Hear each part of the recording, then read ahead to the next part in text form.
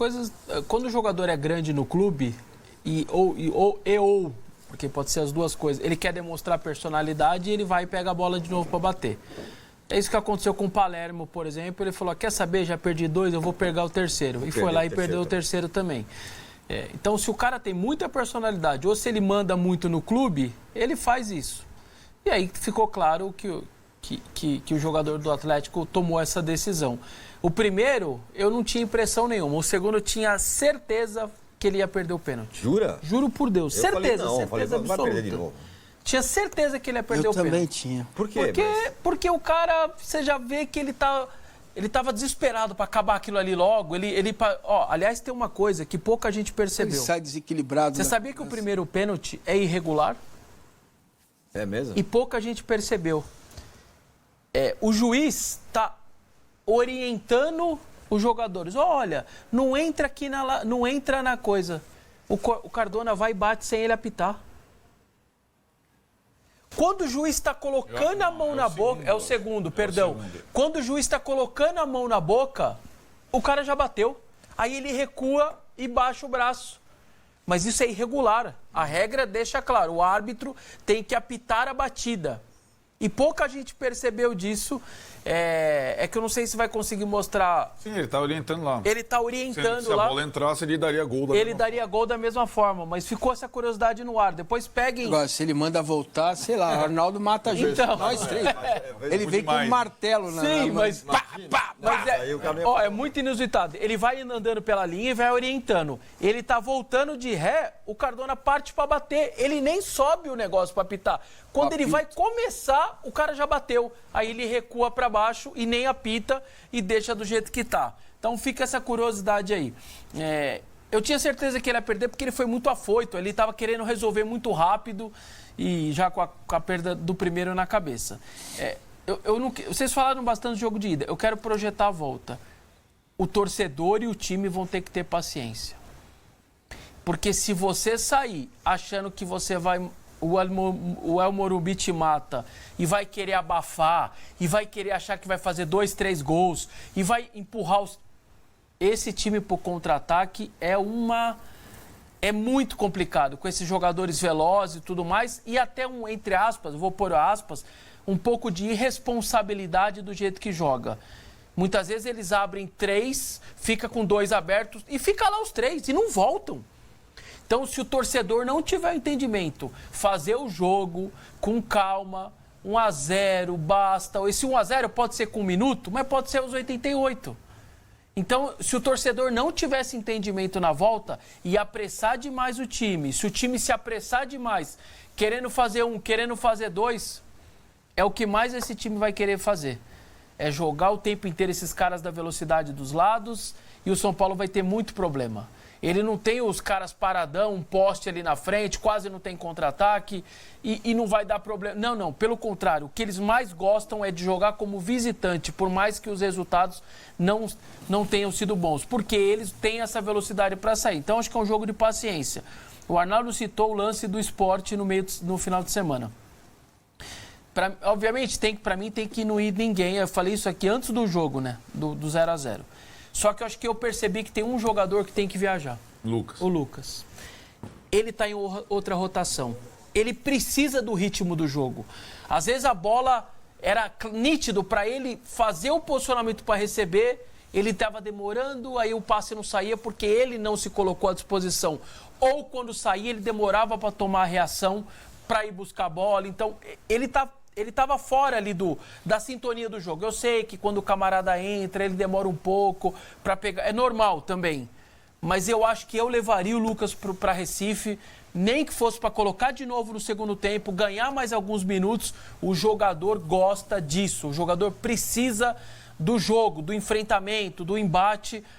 O gramado vai estar mais ou menos, pode chover, não sei. Mas eu levaria o Lucas. O restante eu não levaria, sinceramente, mas eu percebi o Lucas um tanto quanto ainda fora de completamente de ritmo. Essa vai ser uma discussão também sobre que time jogar contra o Sport no fim de semana pelo Campeonato Brasileiro. Mas, sobre este jogo que já foi, também tem uma questão ofensiva, né? Ninguém jogou bem ofensivamente. Eu acho que essa É por isso que eu acho que o Nacional foi tão bem armado taticamente. Porque quando você pega um time que joga com uma dupla de ataque em que nenhum deles é exatamente veloz, a forma de anulá-los é não deixar o jogo da construção dos dois volantes alimentar os dois centroavantes, né? Então, nem o Luciano, nem o André são velocistas.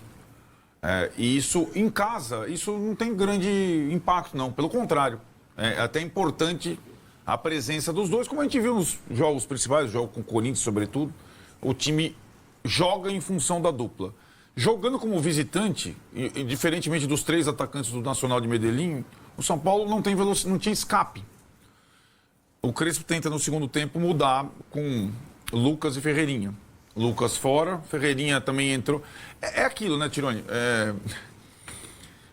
O São Paulo, o cobertor curto do São Paulo, ele segue, não só, como o Massini falou, na questão do zagueiro ausente no banco, então ninguém pode se machucar, mas também em característica de jogadores, e o jogador diferente no banco para mudar o jogo, ele não está em condição ainda, que é o Lucas, como o Vessone falou, né? Ele pode estar em melhores condições na terça, dependendo do que acontecer no sábado. Eu acho que a tendência até é alguns sem ritmo, reservas, irem. E talvez nenhum titular ir, o que significa uma zaga sub-20, né? O São Paulo não tem zagueiro. Está tentando ainda contratar um zagueiro, mas pouco provável. Agora, é isso, Tironi. Para jogar fora com esse sistema, o Nacional deu uma ideia para quem for enfrentar o São Paulo com Luciano e André Silva, né? O André ainda tem um outro aspecto. Ele não é um brigador como o Calleri. Se tivesse Luciano e Calleri, o São Paulo não teria velocidade no contra-ataque. O Calleri não ia receber nenhuma bola, como o André não recebeu. Não ia ter uma jogada, mas ele ia ficar batendo no zagueiro. Mastigando a saída de bola do zagueiro. O André não faz isso. Uhum. Então, a conveniência dos dois zagueiros do Nacional, porque não foram só os atacantes e o Cardona que jogou, os volantes e os zagueiros jogaram. O Nacional, todo mundo jogou, sem incômodo, vindo, sobretudo, lá de trás. Então, os atacantes do São Paulo, eles não agrediram, não incomodaram e não marcaram a saída de bola do adversário. Eles não fizeram nada no jogo, era como se fossem 2 peças a menos. O Luciano ainda tem, quando consegue segurar a bola, ele vai cavar uma falta, ele vai virar o jogo para o lado, como ele achou o Enzo Dias numa hora, ele vai concluir uma jogada. O André está mal, além de tudo, e teve uma chance, tudo bem que ele é canhoto. A chance que o São Paulo teve, a finalização clara, caiu na perna direita do André no primeiro tempo, ele chutou, ele isolou, né? Então, é uma situação também para o segundo jogo, porque o André não está bem, né? Nesse período. E hoje você não tem um centroavante que esteja ameaçando ele. Ou você coloca o Ferreirinha e muda a forma do time jogar, ou vai ser o André. Acho que talvez ele pudesse colocar o Ferreirinha e o Luciano para o jogo de ontem. Talvez fosse mais adequado para ter um escape, para ter uma velocidade. Aí, como já aconteceu algumas vezes, né? E aí precisa ver, o treinador também pensar, mas, bom, vem cá.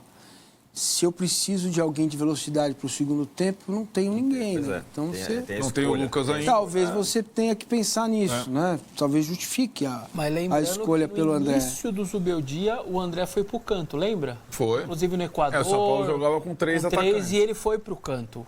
Ele não é um cara super lento, ele segura, ele se vira. Não é rápido, mas ele não...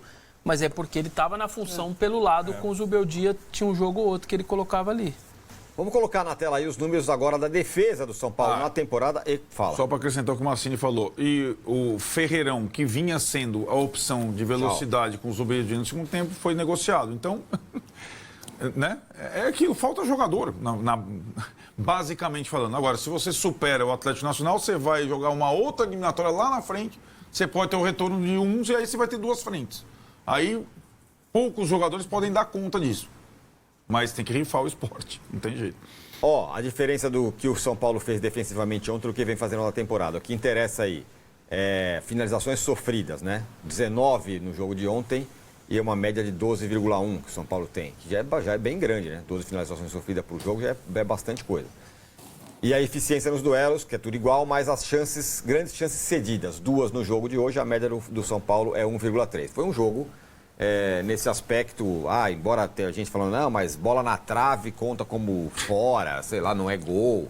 Eu estou falando, a congregação não mundial dos estatísticos precisa mudar esse negócio. Não dá. Porque assim, porque bola na trave não é gol. Agora um peteleco que o goleiro pega com uma mão só... defesa, é finalização no gol. O goleiro defendeu. Gente, vamos com calma. É louco isso. A bola bate Só ter dentro da trave. É só você ver o jogo para você ver o que foi, né? Pois quando eu relativizo dados e números, a gente não pode comprar tudo. Os números torturados dizem qualquer coisa, né? Confessam tudo. Mas Então, não dá pra gente levar tudo em consideração. Tem que ver o jogo.